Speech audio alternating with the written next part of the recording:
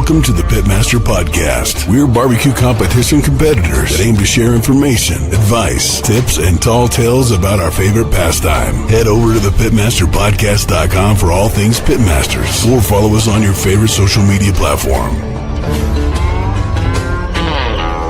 And now, here are the hosts of the Pitmaster Podcast, the two-time grand champion, SCA World Champion finalist, and barbecue specialist of Smoke Ain't No Joke Barbecue, the Anthony Luan, and the 24-time grand and reserve grand champion, reserve world grand champion, Windover High Roller champion, and the founder of Pitmaster Barbecue Supply Company stores in Utah, the old man himself from Big Johnson's Barbecue, Jesse Johnson.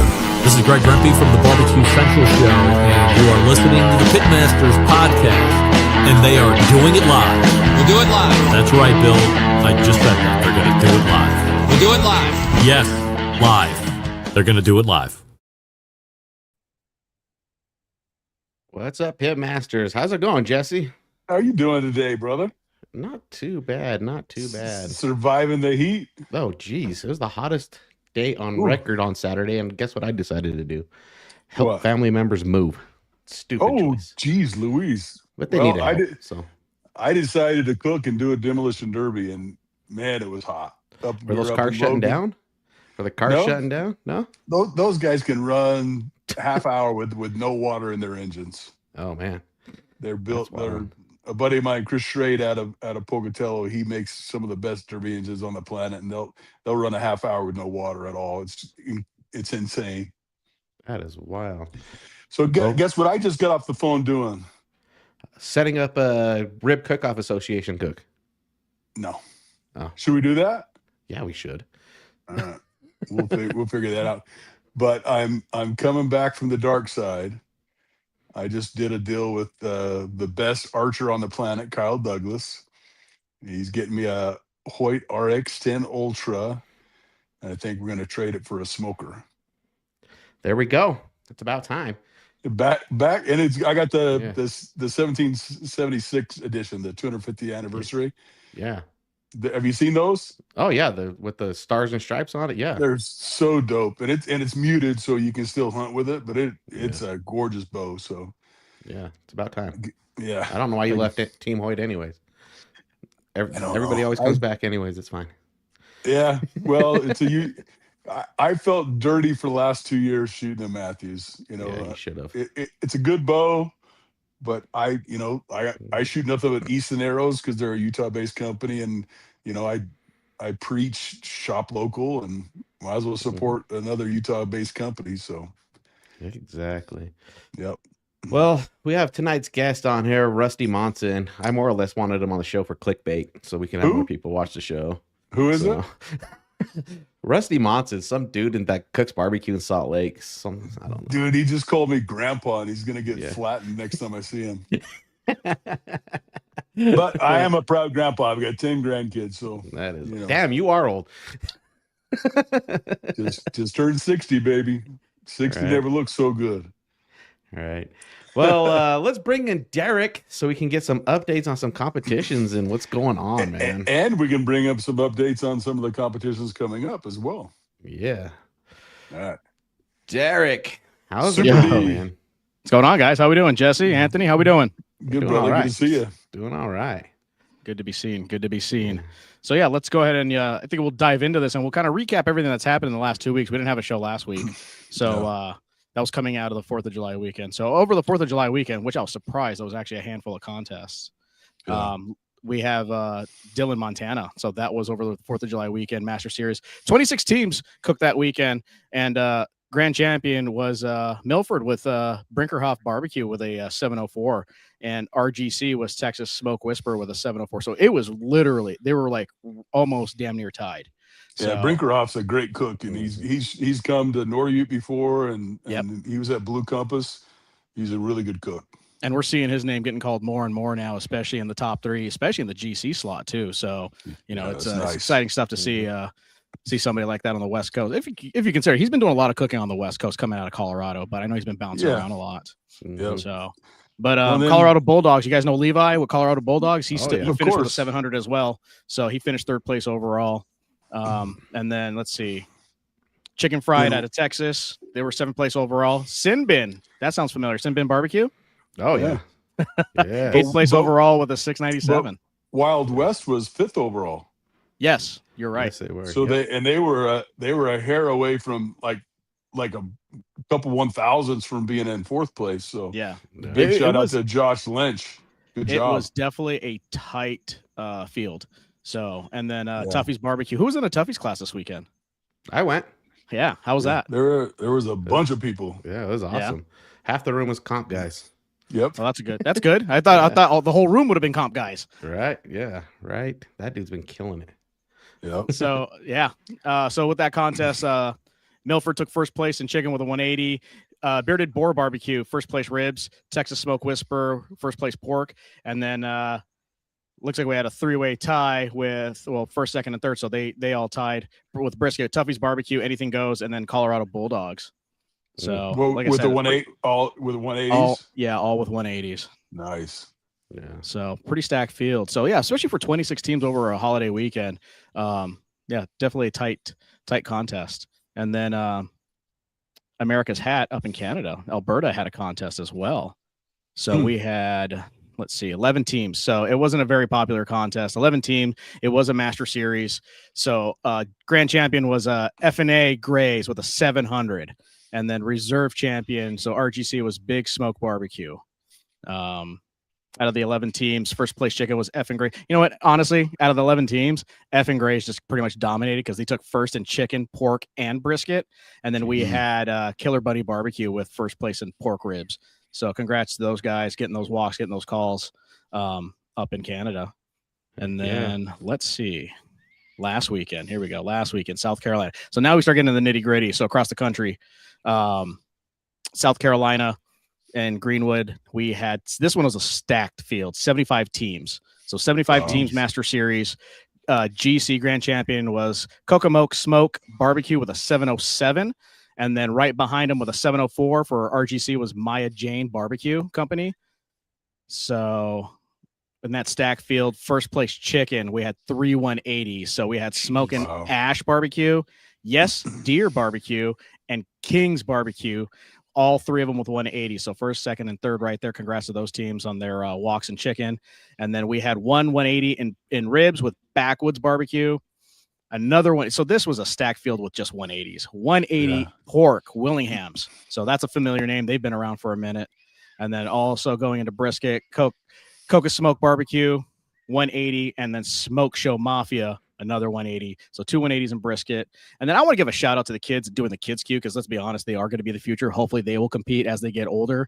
So they had for the kids queues, 1st place, it was Baby Racks with a 180.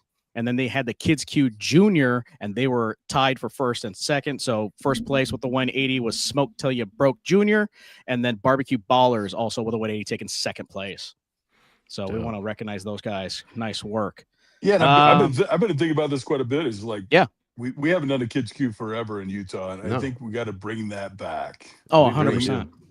And at least do at least one contest, if not 2, and then have all the competition teams come out and do some mentoring with these kids. Absolutely. And maybe even provide the pits, whatever we can figure out. But yeah. And usually, they're usually really successful, right? Yeah. Scott's daughters beat him before in a backyard competition. Well, for Harris. For one, it's always, you got kids that are killers that will go out there. They'll travel with mom and dad, and they're doing contests, killing it in kids queue. But from an organizer standpoint, usually there's nobody, especially, sponsor wise, when you tell them, hey, we're doing a kids queue, we could use some help. Hey, can you donate for the grills, charcoal, whatever it may be? They're always usually chomping at the bit. So they always have the support. So I totally agree with that. We don't see too many kids queues on the West Coast anymore. I only know of a couple. So, but yeah, I think that's a great call. Okay. For upcoming events, you want me to go through the rest of the events that are going on, or just from the weekend? Because I was gonna say, dude, there's still plenty more. Yeah, let's just go with the West, with what we got coming up on the West Coast too. Okay, right coming up on the West Coast. So I don't know if everybody was aware of the fact, but Barbecue Jackpot, that's going to happen in the middle of November. That was open last week for signups. Sold out. How soon? How many hours? She said 31. Yep, that's what I remember. Is that what she said? Yeah, it was. And I thought it was great that she was giving pretty much live updates at, beginning of the day, end of the day.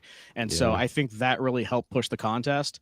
So I remember next morning, it was just a matter of like, hey, we got X amount of spots, like 5 spots. And then it's like by lunch, it was like, hey, we're down to 2. Yeah. So we just got NorU Barbecue Championship put up on the KCBS website last week. So that's official at this point in time. We've already got a handful of teams signed up. I don't get the big rush like we're doing for Las Vegas, but that's all up. And then that's going to be September 17th and 18th. And then Labor Day weekend, we got Hooper Tomato Days. That's up and running now too, as well. That's going to be a backyard competition on that Saturday on Labor Day weekend. Very nice. So Smoke Ain't No Joke Barbecue will not be cooking nor Utah. Why? Because he's been drafted to cook on Sin Bin. Ribs and pork. I see what you did there. So you'll be there. I'll be there. But you're gonna be their barbecue biatch. No, I'll be cooking ribs and pork. Chris has an event that he has to go and take care of, so I am stepping in for Chris. Ooh. Yeah. Okay. A lot of pressure. That's fine. Christine is no joke. She's a taskmaster, baby. You got to be ready. I know. I've cooked with her. That's fine. I love her to death. So I love the fact they're bringing you in as the ringer. All right. And then do you have any steak stuff for us? No, I didn't have anything for steak stuff. Not this weekend. Did I miss anything from this weekend for steak? Nope. Just coming up events. Do we have anything? Yeah, so only thing I have on our radar on the West Coast, Southern California, the IBEW, SoCal Barbecue and Chili Cook-Off. That's up in Santa Ana. So that contest is happening this weekend, the weekend of the 17th. And then we also have, what was our other one? Oh, Sutherland, up in Oregon. So I know a lot of people. So that's Pacific Northwest, people out of California, Utah. They'll all migrate out to that contest. I heard that's a really good contest this weekend as well. I don't have the information in front of me. It's the one I sent to you for the Colorado charity barbecue event. It's up on the website, right? That's up on the website, right? Yeah, is that this weekend? This weekend, yeah. Yeah, that's this weekend. Yep. And then we have West Coast Double Down in Hayward for an NCAA event, September 26th. And then the Worst Meat Shop here in Utah, Saratoga Springs, August 22nd. Very nice. That's a lot of events. Well, let's go talk to Rusty. Derek, if you want to hang out and talk with us, you're more than welcome to, because I know you're a longtime listener of the show. You started listening when Rusty was literally 2 episodes. Rusty and I were 2 episodes in. So you're more than welcome to hang out with us. Yeah, let's go talk to him, man. Let's go talk to Rusty. Just use him as clickbait.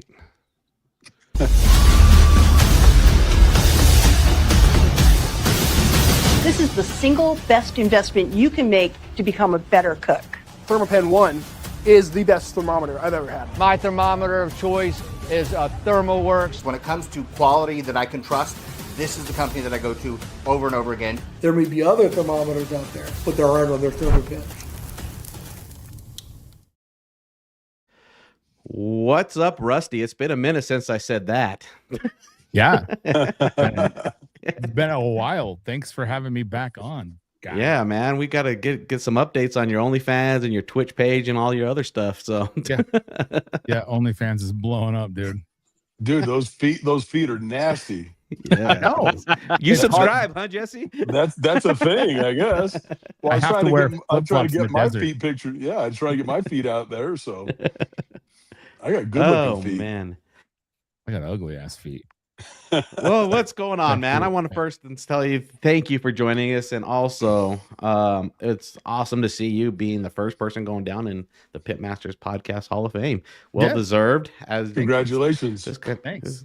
Yeah, it's kind of a skate in, but yeah. Yeah. Well, to be honest, I opened up 45 emails under my name and just voted for myself. So well, it was a landslide regardless of your 45 votes. Yeah. That's awesome. Yeah, so let's get caught back up, man. I think we talked last year right around this time. I like to keep it right around June, July. You were You opened up a location in downtown Salt Lake, in a common area with other restaurants. Is that what's still going on? What's going on with Salt City BBQ? Yeah, we're still in the food hall. We still have the food truck. We did not. I shut the trailer down because it was the craziest summer of my whole life. I still have PTSD from it, and I'm still working through all my mental issues from that summer. So we just shut down the trailer, running the truck full time. Woodbine's gotten busier. It's been nice. It's been cool. It's still busy, but it's not. I'm not sleeping well at night.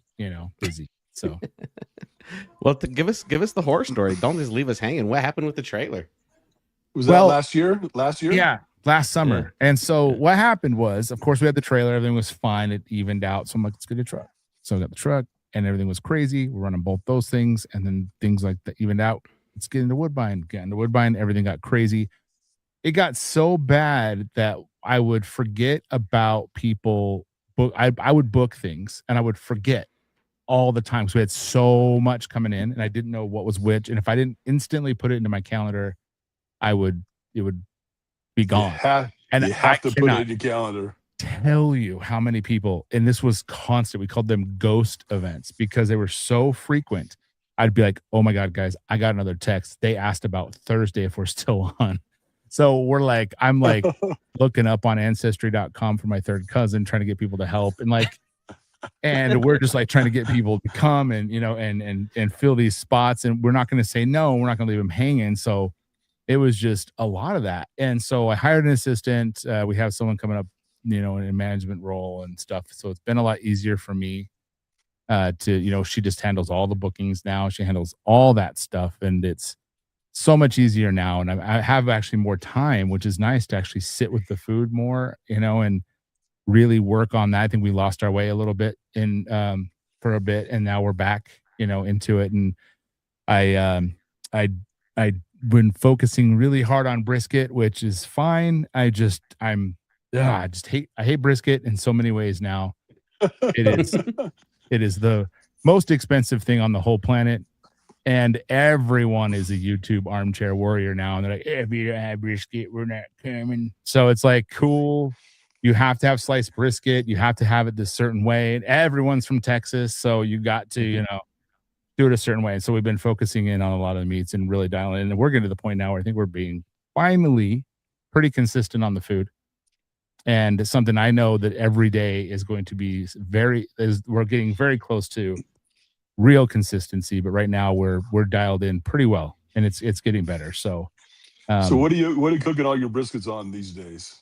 I cook them on an old hickory, a rotisserie, an SSL. I tried to cook them on a double wide because I just bought a new double wide, and it doesn't cook as well. So we use that for pork butts and everything else. We still use the briskets on the rotisserie. We just basically do what Leroy and Lewis is doing. So to be honest, that's all we do. Which is what the boat listeners. So we'll take it. I generally boat it a lot earlier. I'm assuming they do too, but I don't even let the crust form. I mean, it's like 140, 150 degrees when I boat it. And we just keep wood on it. We kind of mimic an offset with them because we're constantly feeding it wood. Yeah. One piece at a time all day long. And so it gets that good smoke flavor. And then we boat it until it's probe tender. Then we cool it 170, 160. We throw it in the boat wide open, no cover, right into an alto overnight. Really? 140. And that dude comes out a little crisp on top, just a little bit, but it is juicy and flawless every time. Are you doing fat cap up or down? On that one, I always do the fat cap up. Yeah. Just because that's what we find is better. No, I'm sorry, down. So fat cap's down because that's where the heat. Okay. Heat. So most you're getting heat on the bottom.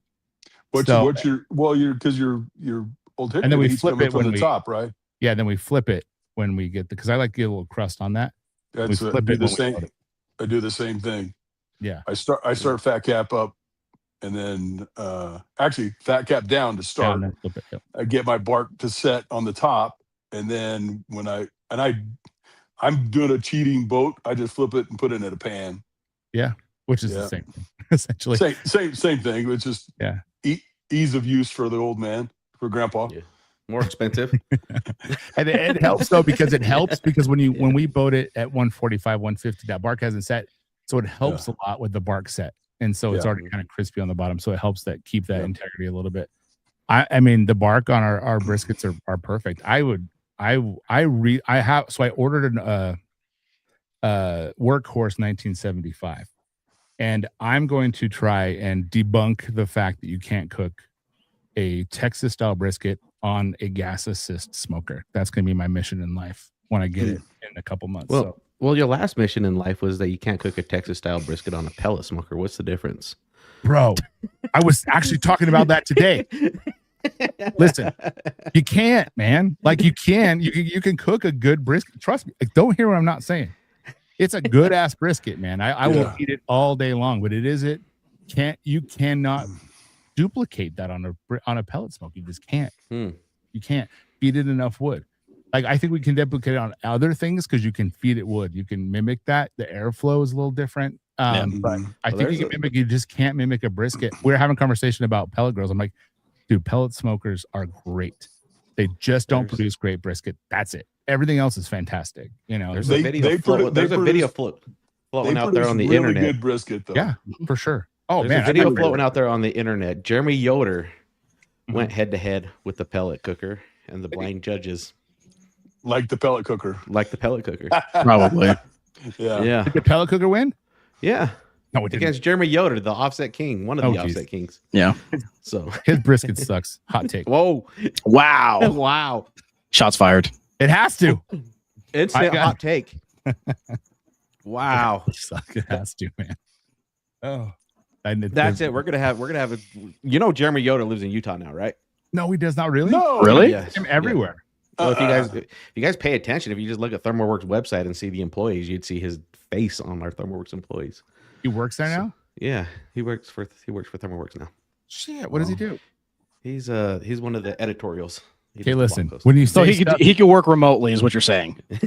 listen. And Scott, yes, it is serious take. That's still a thing, man. Trust me, it's still working. But listen, I take it back. I didn't know he lived so close to me, and I don't want to fight him because the guy's fucking stupid. Okay, so no, it's on now. jacked. It's on. I'm gonna grab him in the truck. We're gonna go down. You gotta book him for next week now. Barbecue. Yep, and it's gonna be on. I think his brisket's probably better than anyone else's. It's got to be. It's got to be. Oh man, I didn't know that. Okay, that's cool though. I like him. I legit am a fan of his and I'm not just saying this, whatever. I love his stuff. I watch it all the time. So I love the way he does. He'll compare styles or seasonings or whatever else, and he'll do 1, 2, or 3 briskets and compare them, and then give his honest opinion. I love that he's honest in the way he does his stuff. Yeah, he's great. So, he's probably my favorite. I would say besides Malcolm Reed, my favorite YouTube personality. So speaking of honesty, Rusty, do you think your briskets to the level of high voltage barbecue?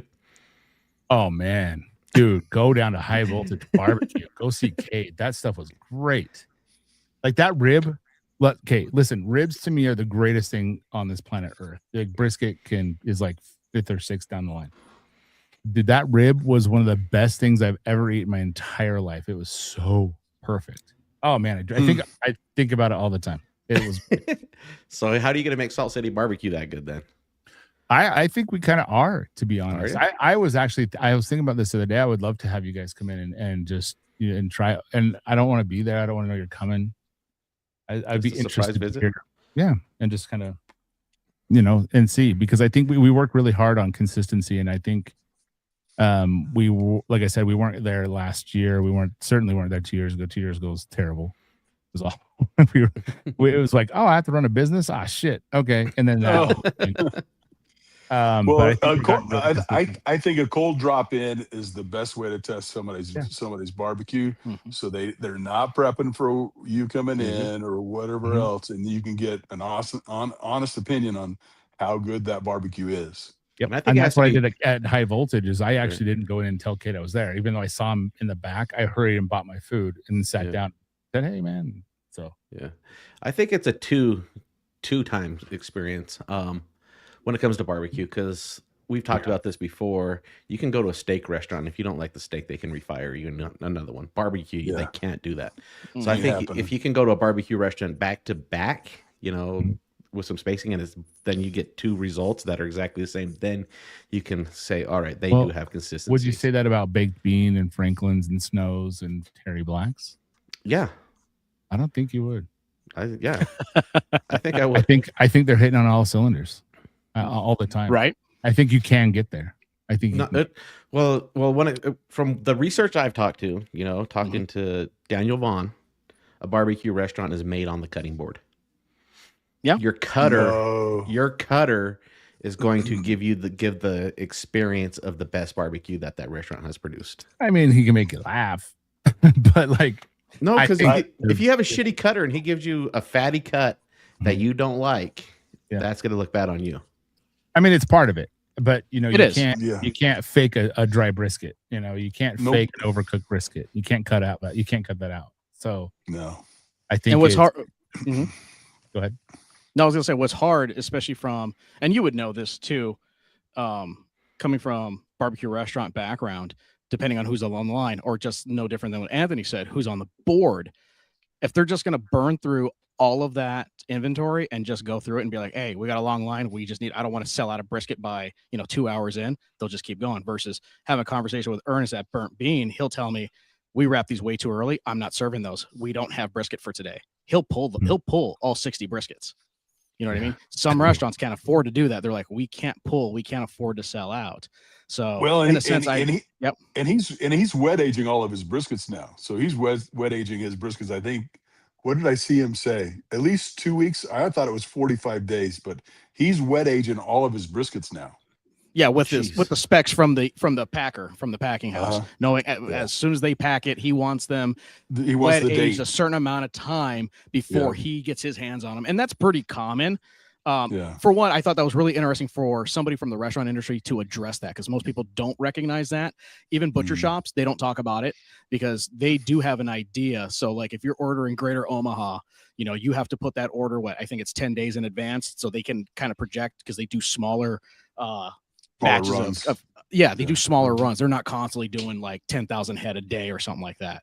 So, typically when I was working behind the meat counter, what Greater Omaha comes in, it's, hey, I'm already wet aged 45 days from the day it was packaged. And then I know I can still go another, and the turnover it wasn't that long. It wouldn't sit in there no more than maybe 10 days. And then you're already on to a new batch anyways. But so for a restaurant to talk about how long and how specific they're going to be and detail oriented with, even when it comes in, that's phenomenal. Yeah. I mean, but then you got Ernest over there going, yes, but I only want the finest. And he can. Yeah. He's like, I would love to do that. That'd be great. And Franklin has his own damn, program with, Creekstone and stuff. I'd love to do that. I would. Right. Because it's volume, right? They're having that volume, massive volumes. Yeah. Yep. You throw away 60 briskets in a day. I'm like, no, right? Yeah, not me, not close. And then Chili they got a sale in Chili, Colorado the next day. You know what I mean? Right. So, but no, even talking to some of the other restaurants, if I go pop in, if I'm out of state for work, I'll ask them too, just like you talked about the Creekstone briskets. Like, hey, you guys still run a Creekstone program? They're like, no, we couldn't do it. Like they were inconsistent, or it was like, nope. Like somebody secured a contract in Texas, so now they're taking them all. I can't get any, so I have to adjust. I have to adapt where I'm getting some kind of, Wagyu hybrid, American Wagyu from so-and-so that's out of, Idaho or Oregon or whoever, where they can accommodate me and give me my specs, which is great too. But, but then the customers don't realize, a lot of them won't even catch it and be like, hey, there was a protein switch where they switched different packers or switched to different ranchers. But it's interesting to see that dynamic when you really get in the nitty gritty and you start talking to these restaurant guys as to some of the politics they got to deal with. Yeah, it's crazy, especially sourcing. Let me ask Rusty a point that I'm thinking about. So I think in the barbecue business, in the restaurant, it's not done on the cutting board. That's not where you win or lose. You're winning or losing with your hold. Am I right? Yeah. Yeah, for sure. I mean, that I would say if you took a pie of, and then it was a chart of what is most important brisket, I think the hold would be the biggest part of that pie for sure. 100%. The cutter's great because the cutter's going to focus your food costs. They're important for the business side of it. They're important for the hospitality side of it, and they're extremely important for a lot of things. But they can affect the cut for sure, because you got to know what you're looking for and what not to cut. But it's definitely going to be the hold when it comes to brisket. I've tried thousands of different ways to cut a brisket, and you have to hold that dude at least 12 hours. At least. See, I love that. Yeah. I love that. So I started pulling my briskets earlier because I was going 195, 198, and I pulled it down to 190 on pork shoulders and briskets. And it seems like that hold and I'm holding at 150 to 155 degrees overnight, at least 12 hours, sometimes 24 hours. And I just think they just get better and better as they hold. They get silkier, they get tasty. And I do the boat. I mean, I do your boat method, but I put them in the pans so then I can just take them straight from the smoker, covered, put them right in. I have a big crust core is what I use. It's similar to your CVAP or Alto Sham. Alto Sham, yep. Yeah. And it just they come out so good. And here's a trick for your cutters too, is like sometimes those briskets get so soft and buttery, it's like a competition trick. Remember how your fibers are that long when you're cutting your briskets, but if that brisket's a little too soft, all you have to do is change that angle by 45 degrees, and then you take your strands to a bunch bigger, longer, and they hold together better. Do you guys do that on the cutting board, Rusty? Yeah, we have a lot of tricks like that too. And that's kind of where Anthony's point comes in, is if you're not seeing those kind of things, sometimes even the point, is to it has too much of the fatty part or the gelatin. Yeah, but then because there's two muscles going in the intersect. Yeah. And sometimes that point muscle is almost the entire muscle, and people just will cut it this way, but you have to adjust to it too if it's the only part of the of the muscles completely separated. And it's knowing whatever, because every brisket, every animal lived a different life, everything different. They're all different. They're all different, and it's knowing where to go each time. That is a skill for sure. And it definitely adds to it. I'll agree. And then with you home cooks, kind of all the stuff we're talking about, you can kind of achieve this process like what Rusty's talking about, holding it for 12 hours at a certain temperature and rendering out the remainder fat to make it tender.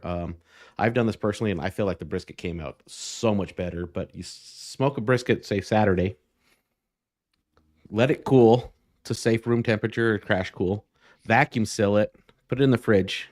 When you're ready to have it Sunday or Monday or whatever, sous vide that sucker. Throw it in the sous vide for 8 hours at 160 degrees, and you will achieve the same thing. It will be so silky, so buttery. You'll render all that fat out of it. It's amazing. But good luck putting a whole brisket in a vac sealer though. It's hard, yeah, it's for sure. It's challenging. Massive vac sealer to do. Unless you're right. Unless it's a 30-pound brisket. If you're trying to just do this at home, go and get yourself an 18-pound brisket after trimming and rendering it fits in the bag nicely. If you have a smaller one, because I've done this, and I had to agree with Anthony here. This is a hack from this is rare. Rusty and I ever agree, so this is rare. This is like just take some time away, Anthony, and here we are. Like, but yeah, that method is amazing. But yeah, you have to watch that bag because they're so tight that the rub just goes like a big semi going under a small overpack. Yeah, slide right off. Rusty, do you have to do you retherm anything at the restaurant, or is everything all done that day? Can I be honest with you? I would love to do what Anthony just said, but I would be crucified. Even if I give you the brisket and said, "Here you go," and they go, "This is the best brisket I've ever had," I go, "Yeah, retherm it." Like, what? I'm from Texas. They get that shit again. But that's what the Salt Lake does in Texas. They vacuum seal all their briskets, and they're serving them 5 days, 7 days later. But the thing is that's their health department. Utah, you cannot. And I've actually talked the blog. Yeah, the what it is what Utah's is on is you should be able to smell a meat and know if it's good or bad just by smelling it after.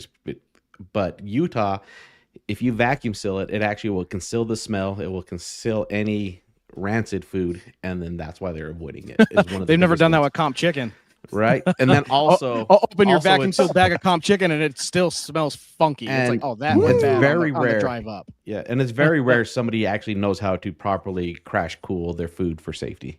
Right. You know, so Yeah, and you can do all that with a HACCP log if you go through the right steps, which in Utah is nearly impossible. So, but you can get it, and then you can do that. But no, Derek, to your question, no, we don't retherm anything. We did, No, that's good. but we don't anymore. We stopped doing it. We Yeah, will I know. for events. Like this morning, we had a big event. Tomorrow, we have a big event. We'll use the brisket from today and yesterday for that event because all it is sandwiches and nachos. Yeah. So that's for me. Yeah, totally fine. But you will not go to the food truck when we're serving full menu or at Woodbine, and you will not get rethermed anything. So okay, fantastic. That's awesome. No, but I agree with what Anthony was throwing out there earlier. Like we can totally nerd out on brisket. I'm pretty sure we want to move on, but I just wanted to say, what Anthony's point as to the meat cutter can make or break. I saw that as similar as we've all done competitions. You can make or break your turn in on that cutting board when you're boxing. That 10 minutes, you could have had the most perfect cook. You could have the best ribs, the best rack, but if you screw up that cut down the middle, if you cut into a bone, you don't trim it properly, you screw up your burn ends, or you throw them in when they shouldn't have gone in, that can make or break your cook. So just like having the right cutter, the right person in place. And I love the fact that Rusty threw that out there. He was like, they're basically the first line of defense right there for the restaurant. They're the first person they pretty much interact with. They are the impression of the restaurant. They're carrying the restaurant on their shoulders as to like, hey, getting them the right cuts, plating it correctly and all that. But, and again, what Jesse was saying as well, it's, even before you get to that point, you can screw up the cook easily during the cook, especially a long overnight cook or, a long, 16-hour cook. Hey, the one question I did have, Jesse, though, you said if you did, so you were pulling around 190-ish or so because you're going for a longer rest. So obviously it's going to continue to actually cook versus like a 3-hour rest where somebody put it in their Yeti cooler covered in towels. So are you still cooking lower? No, I'm running hot and fast. So you are running hot and fast. So you'll cook hot and still pull a little bit on the lower end because people will talk about and throw that out there. If you're cooking hot and fast, you're going to pull at a higher temp than you typically was. Most backyard cooks are pulling at 195 or maybe 202. But if you're cooking hot and fast, you're probably going to be pulling around 205 to 212. So even hot and fast, you'll still pull a little lower. It depends on the altitude too. So we're at 4,500 feet. So I mess around with the 195, 198. It seems like the brisket is overcooking, holding it at 150 to 155 overnight. Yeah. For 12 to 24 hours. And I just think that that 190 gives me that, like you said, the brisket continues to cook. Yeah. That 190 just gives me the texture that I want when I'm slicing that brisket, and it just becomes a better product. Oh, I love that. And that was a key element that you said right there, being at elevation over 4,000 feet. So that's a struggle some people don't have to deal with in their own backyards. Competition people, if they're going across the country, that's one of those struggles. But no, that's phenomenal info. And see, I tell everybody in the store when I'm like, I've got there's customers in every day that are like, I'm going to cook my first brisket. I said, okay, text me. I send them the cooking instructions, and I try to get all those people to cook their brisket overnight. Yeah. Just run it at 180, 200 degrees overnight. Nothing catastrophic is going to happen to that brisket at that temperature. Yeah. You're going to wake up. I said, go to sleep. Don't worry about spritzing or anything else. Go to sleep. Get your 8 or 9 hours, whatever you make sure the hopper's full. Yeah, make sure the hopper's full. And the other thing is overfill your hopper and have your lid stacked up. So your lid is pointing up. And it gives you, but at 180 or 200 degrees, you're not going to run out of a 18-pound hopper. No. And then that brisket's going to be between 120, 140 degrees when you wake up. Bump it up to 275 on a pellet cooker. Finish it. Rest it at least an hour. Take it to 203 to 205 and just get it to probe tender and let it relax for at least an hour.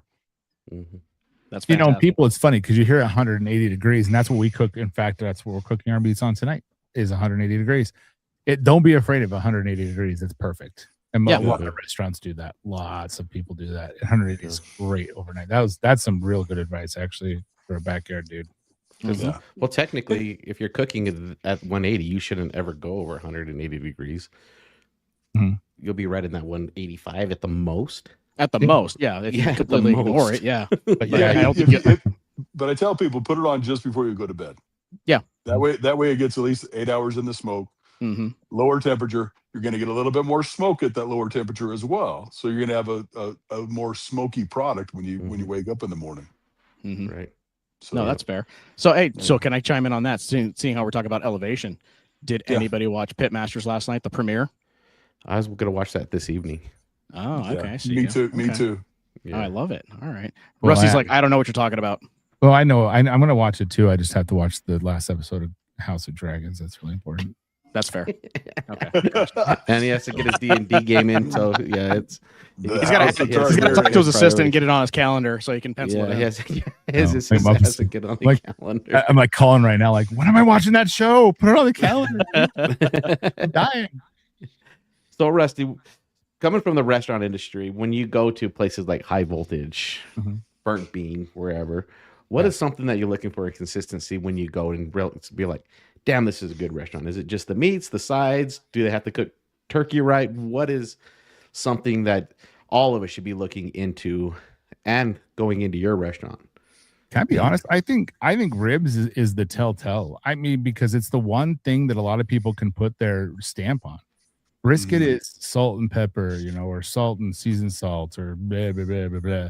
And everyone's trying to do the same damn thing, and then what they're trying to do is just have this tenderness, Tenderism. like friggin' Texas tender. Yeah, and that's all they're doing, man. And it's fine. And if you want to say that's the tell of a good barbecue restaurant, that's fair. But if I want to go somewhere, I'm going to try their ribs because it's the tenderness, it's the flavor that's going to be different than anyone else's. Yeah, it's the one thing that I think that whether you want to or not, as a pitmaster, you put your stamp on. Whether you want to say that or not, but that's the one thing you're going to put your stamp on. And that's always try those ribs without sauce. Oh yeah. Always. So you guys can all go to hell.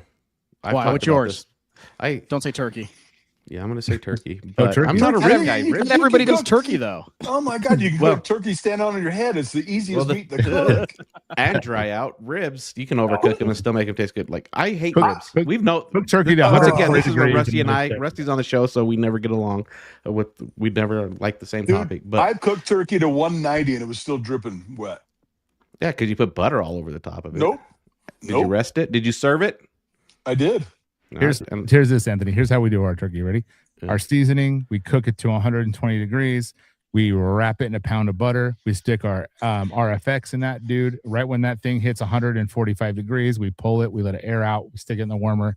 That thing's done, and it comes out juicier than my bottom on a desert. Hell yeah. Hell yeah. That's awesome.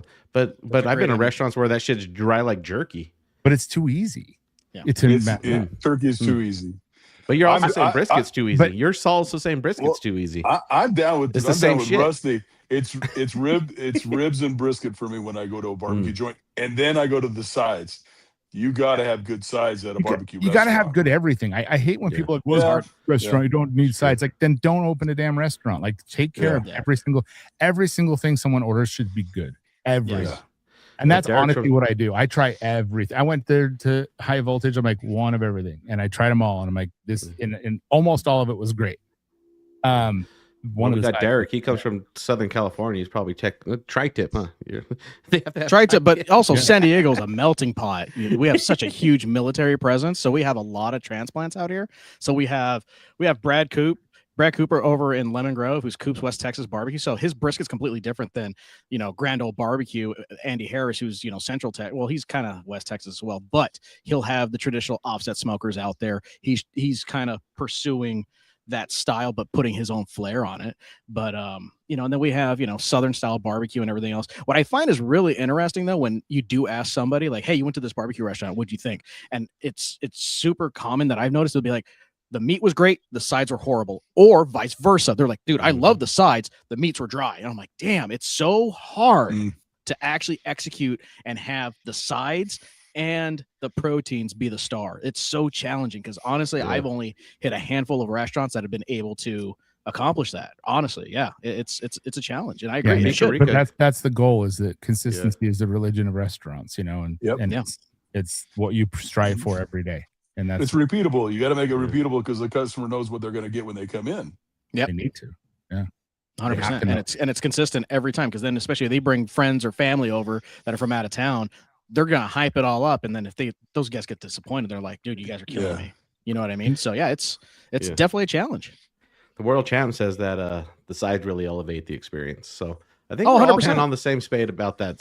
Sides, like, is it something you've never had, right? Like it's that can experience be like, okay, I've had this at this restaurant. And it's amazing with their other stuff, but you're gonna you almost, for us as customers, we almost want to be your verbal advertisement. I went to Salt City BBQ. The ribs were good, the brisket was good, but damn, this side blew it out the water, right? That's right, what you want. That's your all goal. right, Anthony. What's your favorite side at a barbecue joint? What's your go-to to kind of go? Okay, they make good sides. This is the side I want to see on the menu. Pico Rica. They had elote. They had it like an elote style corn that was banging in a cup with all the juice and so good. God, so many people are talking about cream corn in the restaurants too. That people really love cream. I think it's that elote style. The lime, the mayonnaise. It's flavorful. Tijon, yeah. It pops. I think that's just. I think we talked about this with TFTI about the fusion. I think I think barbecue is going more towards the fusion. Everybody loves a traditional barbecue joint, but they want something that's different, something that's elevating, and then having the fusion definitely brings it to the next level. Texas barbecues, people are pigeonholing themselves. I feel bad for anyone who calls themselves Texas barbecue because that bubble's gonna pop, and then what?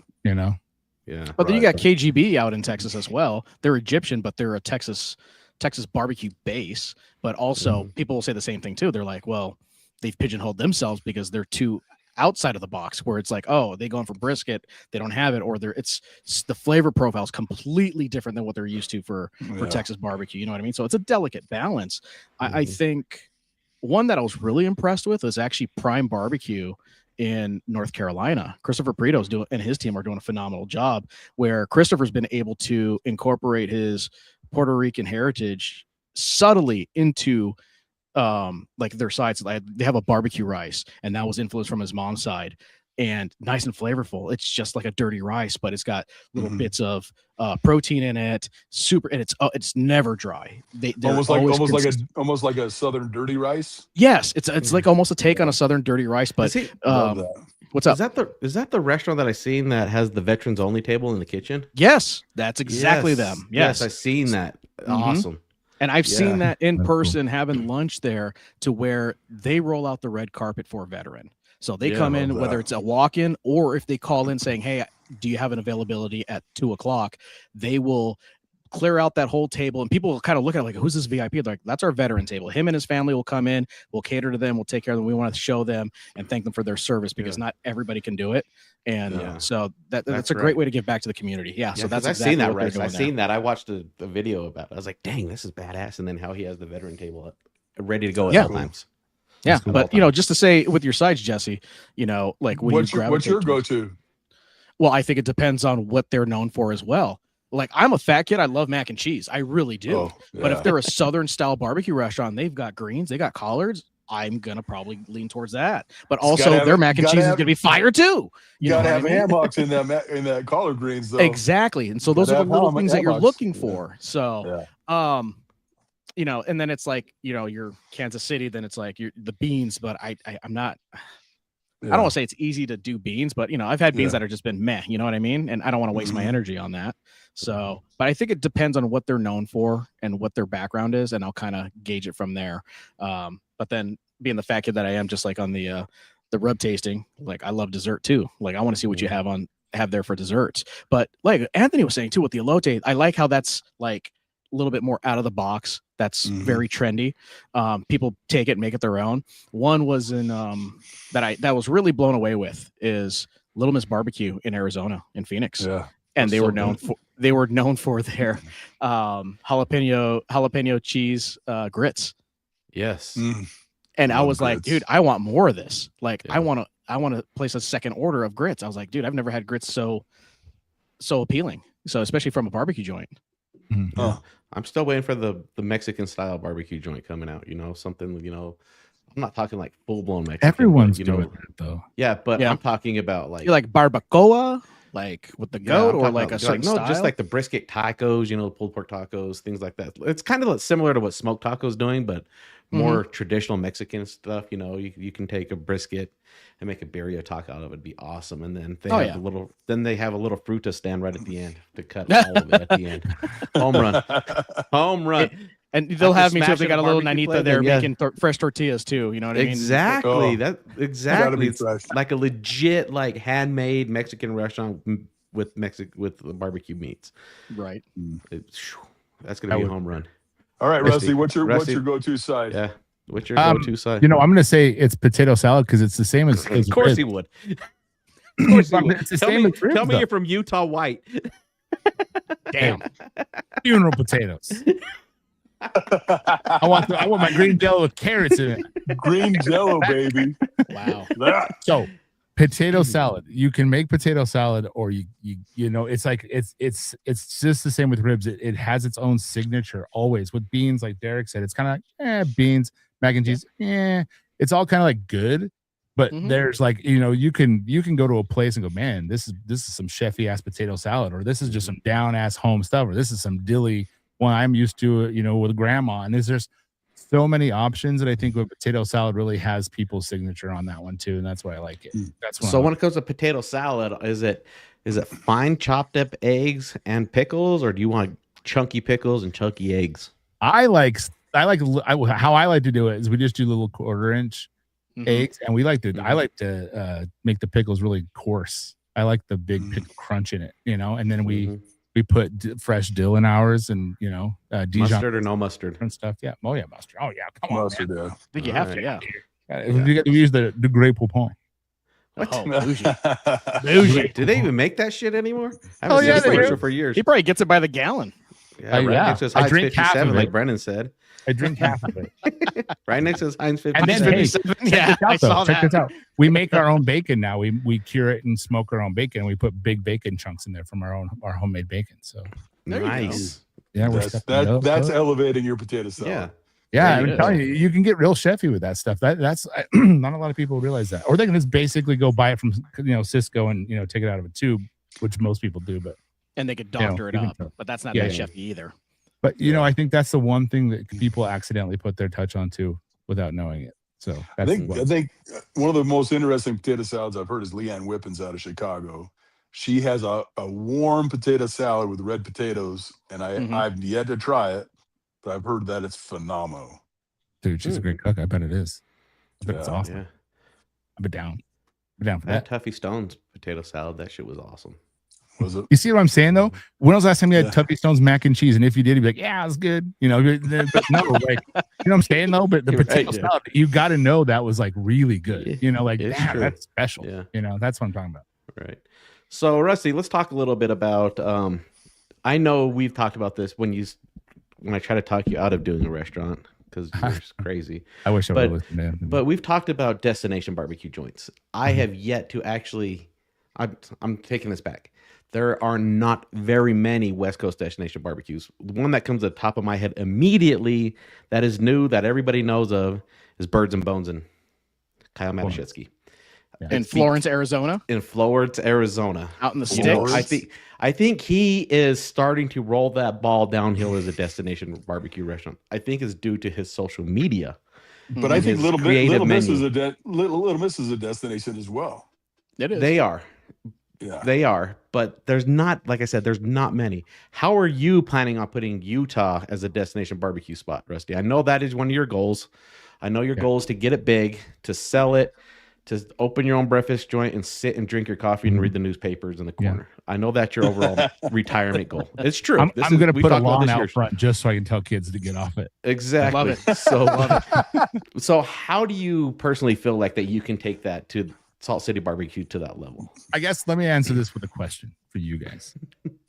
Do you think that someone coming out like Little Miss, and I love Little Miss, by the way, and what Cade's doing and what Picarica's doing, do you think that's what's going to make West Coast barbecue, or do you think I'm not saying we have to branch out and do our own thing, but do you think it's dangerous for someone to branch out and do something that's not Texas Central barbecue and try really hard to make other things, kind of like what Kyle's doing, a little bit, what he's doing, pork rinds with his stuff and has different kinds of wings and things like that. Like for me, I think that's what it's going to take. I think you have to like really convince people, and I feel like that it's a dangerous road. But what do you guys think? Do you think is it going to be Texas, or is it going to have to be?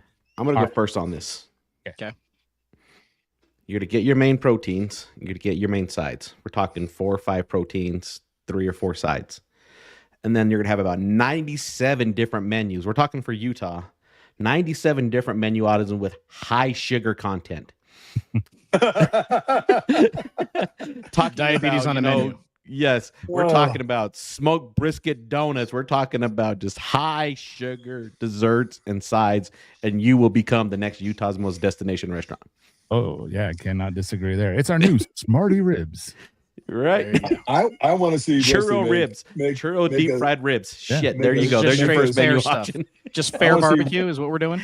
Yeah. Rusty, I want to see a smoked vanilla ice cream with bacon bits. There we go. Dude, that'd be legit, actually. But something like that. I think for me to become a destination here, you either have to bow down to the Texas style and be as good as you can. Sell out barbecue, right? Is that what you're saying? Texas style, sell out style barbecue. You know what? Yes, I think so. I think so. I think it's sell out because it doesn't make any sense because it's financially. It's already people. I mean, I listen to a thing called Smokeless is a podcast that Louis Mueller and those guys are doing. You know, the guy from Pecan Lodge and all those guys are doing, and they're basically saying it's like, you know, what do we do? What did we do to ourselves? You know, and knowing that it's like smoking now, like that causes lung cancer, right? You know, like this is going to cost you a lot of money, and you're going to have your margins are going to be pretty bad. You're like, I can hire you for $2 an hour. Are you cool with that? And I think it is. I think it is a little bit, like that. And unfortunately, but you either have to bend the knee there, but you have got to be the best, and that's what makes is the draw. Because they become heroes like Ernest Cervantes, he's always been kind of a big deal, but he's just he's like bigger than life now. And it's because he tries really hard. He never sleeps. He works really hard and he does all those things. You have to do that, or you're going to have to branch on your own and pray to God people pay attention. And I think people in Utah are so wound up on this brisket thing. They're just like, that's just what it is. They don't know why. They're just like, brisket. That's what they told me to eat, and that's where I'm going to eat. It's sad, but it's true. So it's kind of hard for me. I want to see. I think pork is going to make a comeback out of necessity. I think people are going to really move. I mean, we already start seeing people taking brisket off their menus for the weekdays and just selling the weekends. Just because of cost. Yeah, cost is insane. But I think for me, from my heart. I think that I would want to cook what Anthony said, like some meats and just do different things and kind of create something new, but continue the traditions, and but don't bend the knee. Don't get the M&M smoker. Don't get the mill scale. Do something. And that's what I'm saying. Like I kind of want to go out on my own and cook the perfect brisket on this workhorse 1975, and then put it up against the best brisket I can cook on an Old Hickory CTO. And I want to just prove that, and then mostly for myself, and then I want to go out and just try to really dial in some meats that I want to cook and have fun with, kind of like Leroy and Lewis is doing in Texas, kind of what Kyle's doing in Florence, and I think that's kind of inspiring a little bit. And I hope, and I don't think, but I hope that becomes a Utah style, using traditions and in either way, kind of a fusion, I guess. But a Utah fusion, just doing cool stuff with barbecue. And I think that's the next step. And I hope that people here can catch on. If what not, do you think about be a waste Derek? of time. What's think? That? What do you think would make a West Coast destination barbecue joint? San Diego already has tourism. Yeah. One that comes to mind, especially if people are asking me, like one that's building a name, they're going into year 6 is Heritage Barbecue in San Juan Capistrano. So Danny and Brenda Castillo, along with their team, they have their base menu, they're Texas influenced, and they'll run specials that are not always on the menu, and they'll be some kind of fusion. So whether it's their meat guy who's doing their sausage, who's doing some kind of funky style sausage that's kind of, influenced from, let's say, Bill Dumas out of Texas, the Sausage Sensei, where he's kind of doing something elaborate, maybe doing something more localized, to Southern California, where it's like, hey, we're here's a take on this, maybe a Sonoran style or something like that. You know what I mean? To where it's not their whole identity, but it's something they're known for doing. And then kind of piggyback on what Rusty's talking about, usually around their anniversaries, they'll do collaborations and they'll bring out Evan Leroy. They'll bring out Interstellar Barbecue.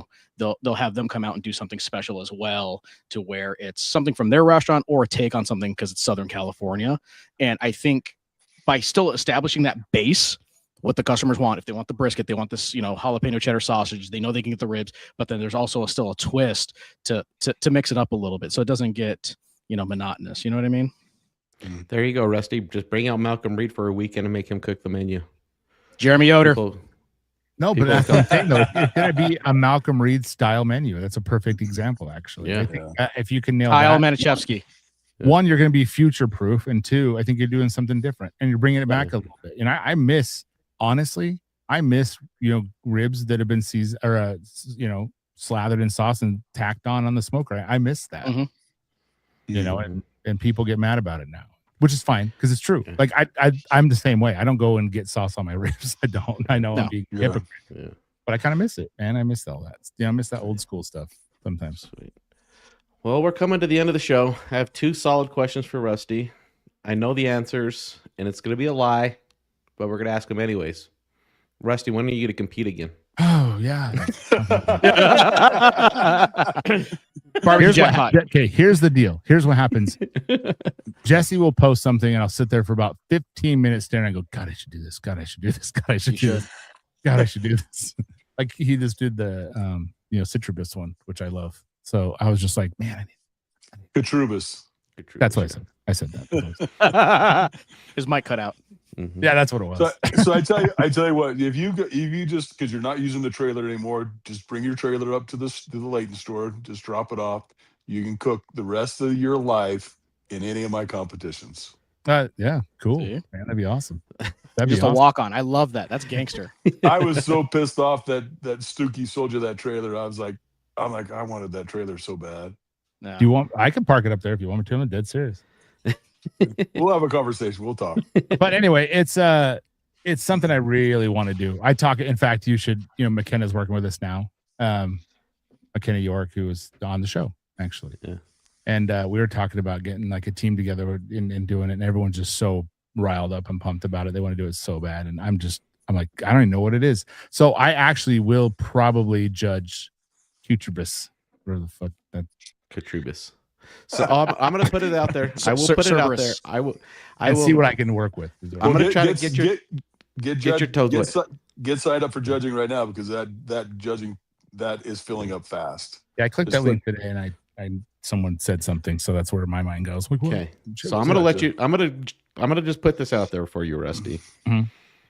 I want to get your toes wet again. Yeah. You have an open invitation for one meet, your choice. Okay. At the Jackpot in Las Vegas in November. Oh, really? On my team. Can you do that? Do you have that authority? Yeah, I do. Oh, I might take you up on that. Actually, I'm serious. That'd be fun as hell. One meet. That'd be easy. Come cook it with me. You'll be cooking under smoke. Ain't no joke. That's fine. I can get you a title. It's fine. And I'll give you one meet just to get your toes wet. Oh, I love dude, that'd be fun as hell, and I might actually do that. That'd be really cool. Because he's gonna give you chicken. That's what he's gonna do. Chicken. No, he can pick his meat. I let him recently fell back in love with cooking chicken. Hey, chicken has become a jam. I got my Jack title there. Yeah. So I'm gonna put that offer out there for you. And then our last question here: when is the Food Truck Podcast going to have a new episode? Got new equipment. I feel like this is a setup. I got the new equipment because I want to do that podcast again, and that's why this new setup you see here is a thing. So I'm going to try and get that going again. I'm going to try and do a YouTube channel, and I'm trying to do different stuff like Food Truck Central, Restaurant Central. So that's my goal. Everything's set up. It's actually kind of nice in here right now. It's kind of pretty, but I'm hoping to do that very, very soon. I actually am speaking at the Food Truck Expo in Austin in August. That's awesome. So I was hoping to get it up before then. So hopefully around then, August 5th, 6th-ish, we'll have an episode. Okay. Hoping. Okay. Well, So if you need any voice work, you know who to call. Oh hell yeah! I was actually thinking that today when I was listening. I'm like, damn, Jesse's smooth. I'll get you a good intro. Yeah, for sure, man. That'd be awesome. I make stuff up. That's how we ended up with the Anthony Lou on. Oh, and that's stuck. It's stuck with glue. That's stuck. Yeah. Well, Jesse, we're gonna sign off, but Rusty, thank you so much for coming back on the show. Thank you so much for starting this show with me. It's been an epic journey. We had some ups and downs with it, but I think we're more consistent with it. You always have an open seat to join any episode if you wish. Derek, thank you for taking up a new seat on the show. We really appreciate that. The correspondent spot. That's a cool awesome. segment, by the way. I'm digging that a lot. That is awesome. So appreciate that a bunch, Derek. Yeah, absolutely. Thanks for your guys' feedback. Yep. Yeah, and it's just awesome to thank the team, and then also we can't forget about Crystal on the back end. Oh, 100%. Working hard. The glue. Yeah, that's the glue to the show. So yeah. So Rusty, thank you for joining us. Thank you for being the first inductee to the barbecue or the Pitmasters podcast. Yeah, congrats. Hall of Fame, baby. Yeah, we got that off the table. Now we can have some real competitors in here. I'm just waiting for my trophy any day. I think it's a watch. Might be a ring. I don't know. A buckle. Ooh, a buckle. I got to go to the DI and find one and go Sharpie. Then we can make that happen. Oh, my. Get him a UFC belt. It's gonna say. I'll take anything at this point. It's honestly off all the buckle bunnies. It'd be a plastic WWF thing with one of our stickers slapped on it. He'd be happy. Yeah, fight off the buckle bunnies. That is absolutely true. Yep. Yeah. Well, thank you guys so much. We appreciate you, and we'll catch you guys all next week. And don't forget to go follow Salt City BBQ, Pitmaster Supply Company, Smoke Ain't No Joke Barbecue, the Pitmasters podcast, and then go Derek with Waltz of Fire. Go. Yeah. Yep. Thank you guys. All right, guys. Thank you guys. See ya.